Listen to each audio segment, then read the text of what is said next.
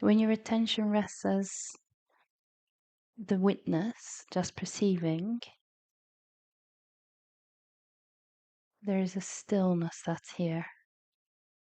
And the body is an appearance in that stillness. So the stillness is formlessness, and the body is a form that appears in the formlessness.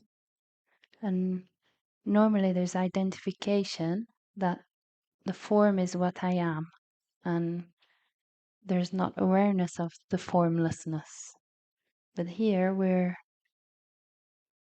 allowing the attention to shift and recognize that actually I am the formlessness.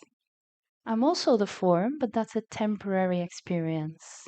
I'm eternal, and the form will dissolve. So the primary identification of I is not the body, it's the perceiver of the experience of the body and the mind.